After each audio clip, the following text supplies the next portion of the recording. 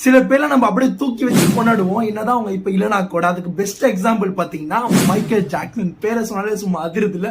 ஃபேமஸான American singer, கிராமி award win பண்ணியிருக்காரு and king of பாப்னு சொல்லிட்டு. இந்த அளவுக்கு ஒருத்தர் ஃபேமஸா இருக்காங்கன்னா அவங்க நம்ம பண்ற மாதிரி காமன் ஆக்டிவிட்டி பண்ணியிருக்க மாட்டாங்க.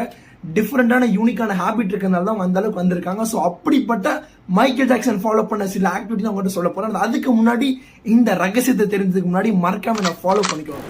எம்ஜி பாத்தீங்கன்னா தெரிஞ்சும் தெரியாமலும் மேனிஃபெஸ்டேஷனா ஃபாலோ பண்ணிக்காரு. இவர் ஃபேமஸ் ஆகிறதுக்கு முன்னாடி பாத்தீங்கன்னா அந்த பேஷனுக்கு ஸ்ட்ரகிளிங் ஸ்டேஜ்ல பாத்தீங்கன்னா அவர் எப்படி வந்து இந்த உலகம் அவரை பார்க்கணும், அப்படி கொண்டாடணும்னு சொல்லிட்டு எல்லா மீடியாவும் அவர் ஃபோக்கஸ் பண்ணணும்னு சொல்லிட்டு அந்த அளவுக்கு இமேஜின் பண்ணி ஒரு ஸ்கிரிப்ட் எழுதிய போற டைரியில அது வந்து டே அண்ட் நைட்டை வந்து இமேஜின் பண்ணி படிச்சு பார்ப்பாராம்.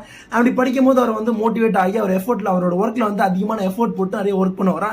அண்ட் இதுவும் இந்த தொடர்ச்சியா அந்த மாதிரி பண்ணதுனால தான் அவர் அந்த அளவுக்கு ஃபேமஸா இருக்காரு. ஸோ இவர் இந்த அளவுக்கு ஒரு ஃபேமஸா இருக்க ஒரு பர்சனாலிட்டியா இருக்காருன்னா அதுக்கு மேனிஃபெஸ்டேஷன் மட்டும் தான் காரணம் கேட்டீங்கன்னா கிடையாது. ஆனா